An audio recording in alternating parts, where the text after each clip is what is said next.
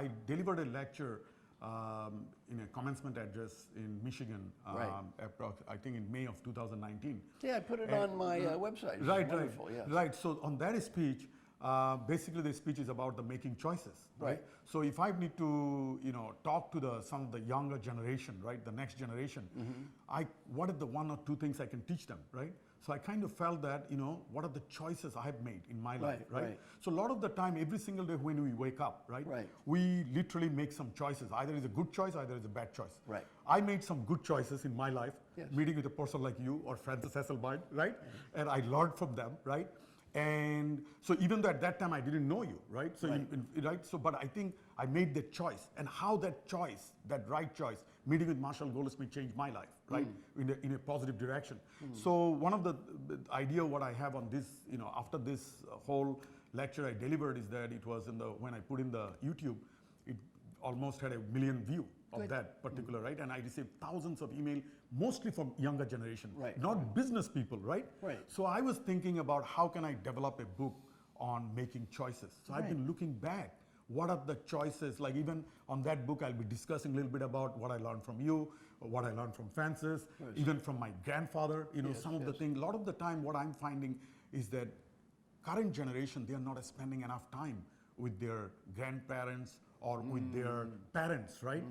But one thing you always used to ask to all during our friends gathering, all the time, hey, when you die, who will be coming to your funeral, right? That's right. You discuss about that, right? Very passionately.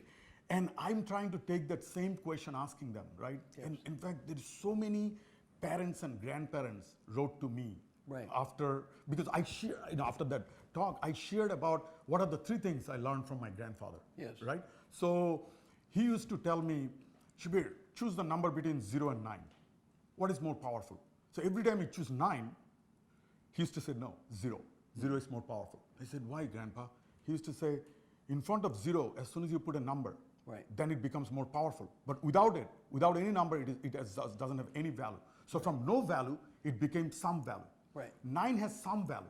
So even if you put a number, it will have. So then he told me, which is very profound, saying that you always remember after all of your achievement, you always remember you are 0. Because the other people make you what you are. Oh, it's wonderful. Right? So you said you dedicate your life for other people. So you always remember the other people. Because in your own room, we are nobody in our own room, right?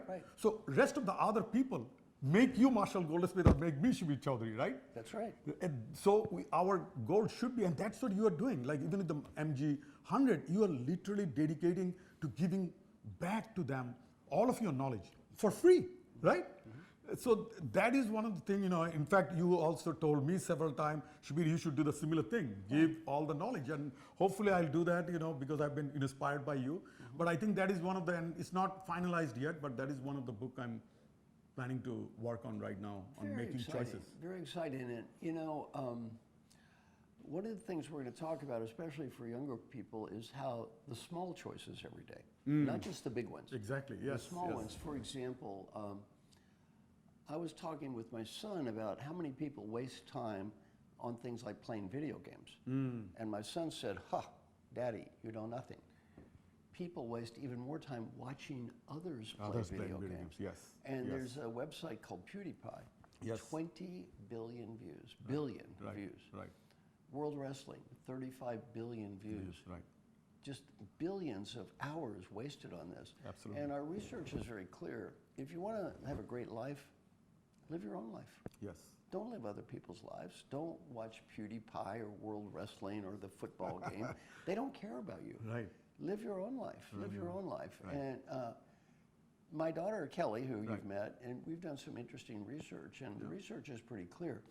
People who spend more hours in vicarious living, living other people's lives, actually are less satisfied with their own life. Absolutely, yes. Because they're sitting there, and a bad example of this is Facebook, where people have these, or Instagram, people have these fake lives. And you look at these people's lives, and their vacation is perfect, and the kids are beautiful, and you think, gee, I'm sad my life is not as good as theirs. Well, that's not their life either. Absolutely. It's a fake life. It's a fake life. And they don't feel good because they know it's a fake life.